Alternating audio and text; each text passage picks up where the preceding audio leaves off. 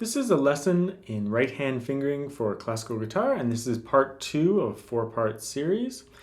So in the last video, we really talked about two main things. We defined some things like awkward string crossings, which was really important. And we also talked about practicing technique as the model for good fingering. And there's lots of great books out there that you can look at or study in order to get that. But going through things like the Giuliani arpeggios will teach you lots of right hand fingering for arpeggios. Practicing like a scale book of some type that encourages you to use all the different combinations of the right hand fingers, always alternating. That will help you with your melodic passages.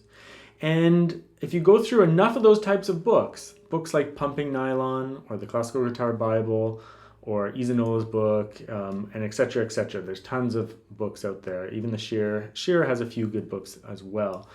And if you go through all those books, you'll build up these really great habits that will inform you as to what good fingering is.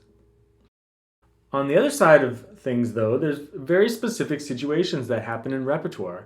And if you take lessons from a teacher, and from multiple teachers over the years, as most musicians do, then you'll learn fingering concepts from each of your teachers, right? And you can also get great fingering concepts by going over good quality editions of music and just kind of like discovering what some people do to approach certain problems. And there might be multiple answers for the same pieces. There's multiple fingering options always, and each teacher will inform you about what good ones might be. So in this video today, instead of talking about any concepts like we will in the next video, today we're just going to look at a few situations, and we'll talk about a concept for the fingering, like a few different pieces, excerpts from pieces, and we'll talk about a concept to approach them, and we'll also talk about just the specifics of the piece and why we might choose that. So I've grabbed a couple of selections here, and don't worry about playing them yourself so much as just understanding why we make the choices here. The first example is Carcassi's Etude No. 1 from his Opus 60. And in this etude, you have this little scale passage.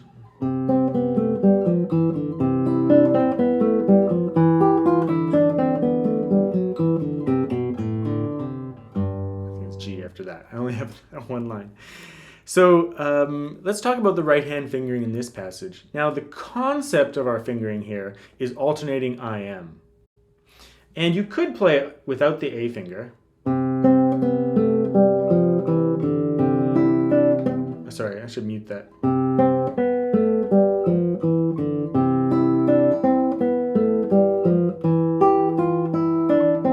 So the concept of just alternating your fingers as if it was just a scale passage makes total sense, right? Now, why would we possibly throw the A finger in there? A, M, I, A, M. Thumb. A, M, I, M, I, M, I, thumb. A, M, I, M, I, M, I, thumb. And so the reason why we might do that is that just ergonomically speaking, the A finger is just closer to that string. When we bring our arm down into the guitar, like this, our A finger is just closer to that top string. So when you're going from the thumb to an upper note, it kind of just makes ergonomic sense to play it with the A finger. And then after that, just alternate M and I. So you go thumb, A, M, I, M, I, M, I, thumb, A, M, I, M, I, M, I, M, thumb, A. And whenever you have a passage that is a sequence in music that's kind of like the same basic pattern of notes, even if the pitch is different, the same basic idea, then using consistent and similar fingerings on each sequence pattern is very important. So the concept for that piece was MI fingering. The specific choice of using A is connected to ergonomics. It's just simply closer. Now let's take a look at a different texture, more of an arpeggio texture. So how about the prelude from Cello Suite No. 1, BWV 1007 by Johann Sebastian Bach. So this is a well-known piece.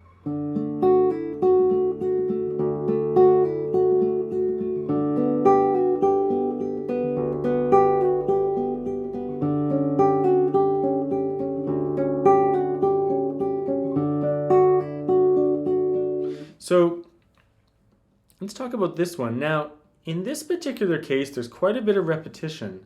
In the second beat, you just have these repeated notes. But the problem is, if I use thumb, I, M, I'd have to repeat the M finger. So it's a perfect opportunity to throw in the A finger. So you have P, I, A, M. Even though there's a slur in there, we still don't want to repeat fingers. It's a little too fast of a texture to repeat fingers. So it makes sense to throw the A finger in, A, and then just follow through with M. You could do it in the opposite way. You could use M, M, A, I. The specific fingering that you choose in this particular case is less important, although just like last time, the A finger is ergonomically just the closest to the first string there. So, but then again, you have to use M on the first string afterwards. So either choice would be fine, but at least we're backing up our decisions with some kind of concept, right? So we're avoiding alternation by throwing in the A finger and choosing it for some ergonomic reasons there. And you could switch it if you needed to. And because this piece, again, is sequences, the same thing over and over, it makes total sense to just keep using the same fingering every single time it occurs in the piece. And it occurs a lot in that piece. So whenever you hit a texture like that, you start doing that fingering, and it's very consistent throughout. And that builds consistency in your fingering, so you don't have to think about it, but it also builds consistency in your tone quality, right? Like the way you finger something affects your tone and all sorts of things. So being consistent throughout an entire piece is a really good idea.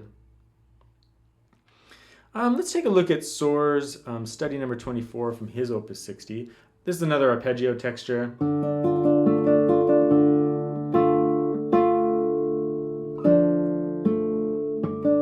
So in this particular case,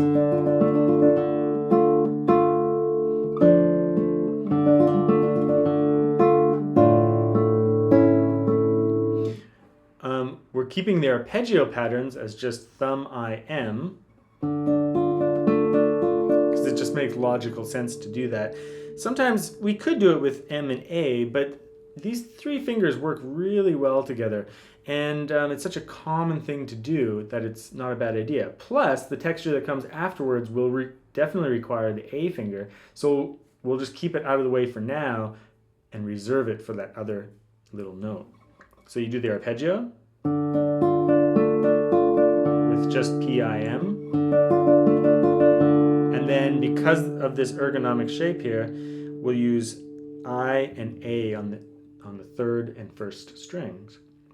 Because they're just kind of spaced like that, right? Like one finger per string kind of spacing. So, let's see.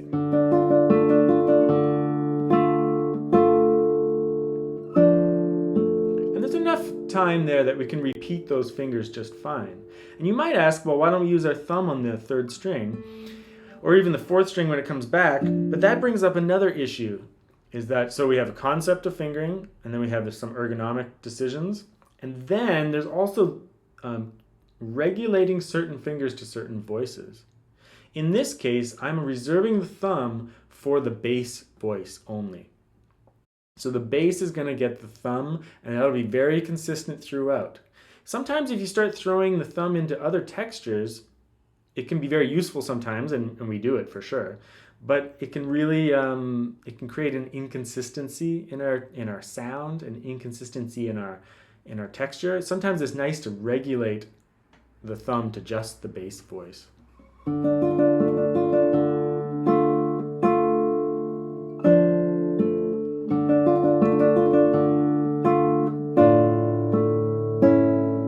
And then, of course, classic textures like this that use all the top three strings, we just regulate I finger for the third, M for the second, A for the first.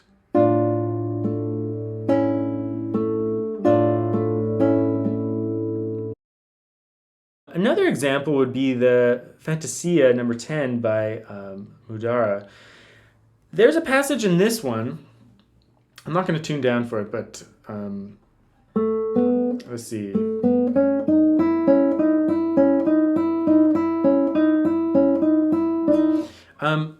There's this like little alternating passage in the upper notes, and you could finger this differently. Like some people finger it across the strings, but we're not talking about left-hand fingering today. We're talking about right-hand fingering, so we won't get into that particular topic.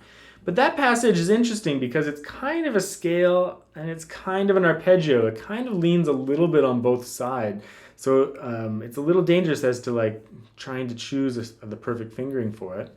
Also, it's pretty fast. I played it slow there, but it can be played really fast. Now, you could just use alternating IM, and that's what many students would think, like their teacher might have told them so many times, alternate IM, alternate IM.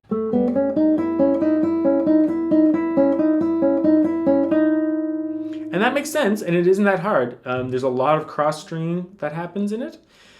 Which is fine. If you're used to the cross stringing, you can get really fast with that, and that would be a totally valid and acceptable fingering. But let's try a different fingering. For example,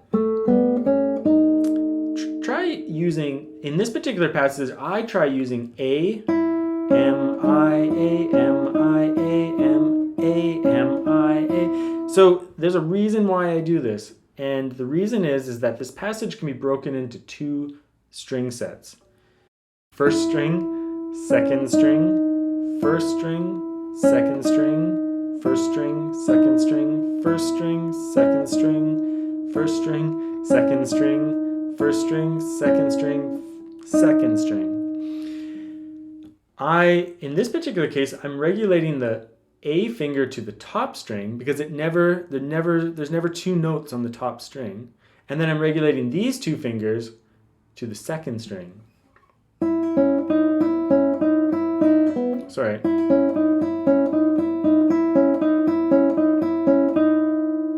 So let me do that again.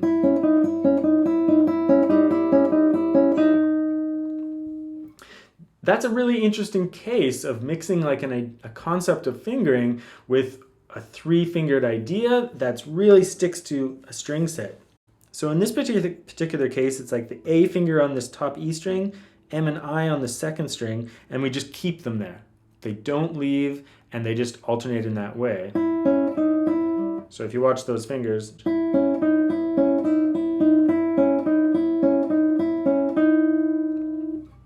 so regulating fingers to certain tasks while alternating them is a great way to kind of like integrate three fingers into a texture. And that particular combination of A, M, I is so familiar to guitarists, whether they're doing arpeggios. You know, like guitarists are so fast at arpeggios with that combination of A, M, I that it's very natural to them. It's so familiar that that grouping can work so well in different types of passages. Sorry.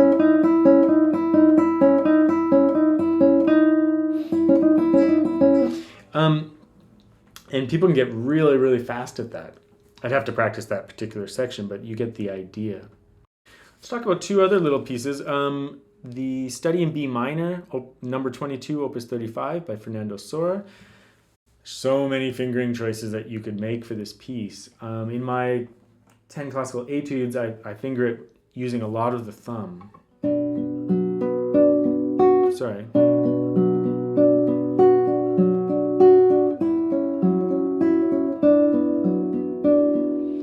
The reason I do that is that you can't really regulate the fingers to just all these strings without having like some weird combinations that occur.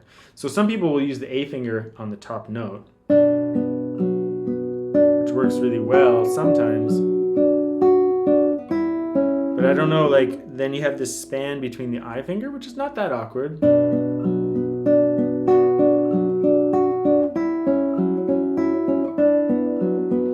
Always changing, and it gets a little bit confusing with using the thumb like I was doing,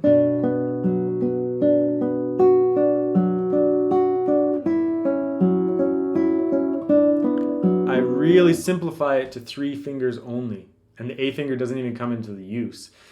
Simplifying the fingering means that I really don't have to think about it. I just play the written notes, and there's very little thought process that has to go into the actual specific little fingers that I have to write down.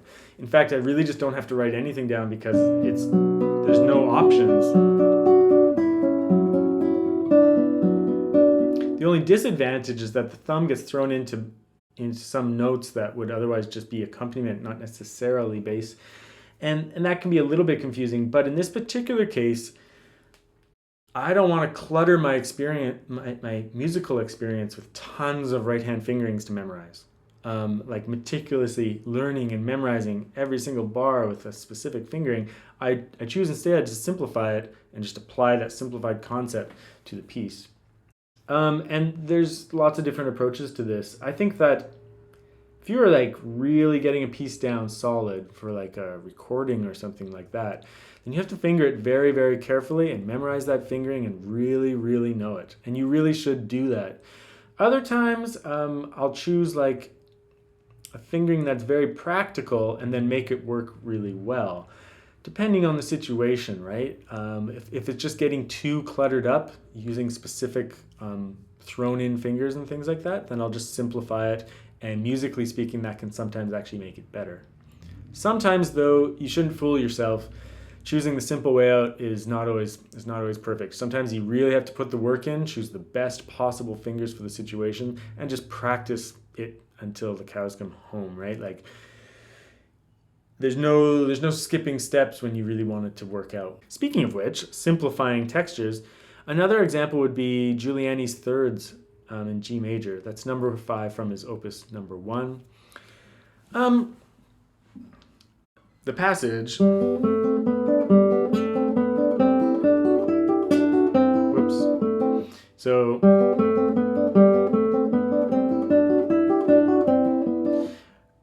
those kinds of passages could be played with IM. But there's something a little bit less rapid about that. The thumb and the I finger, as fingerstyle like steel string players have known for a long time from chording, right? That kind of Travis picking style texture.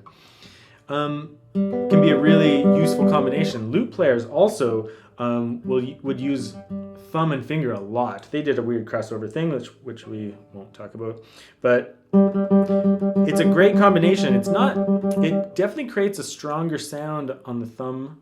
Sometimes you could think of it like that. You could work on evening it out.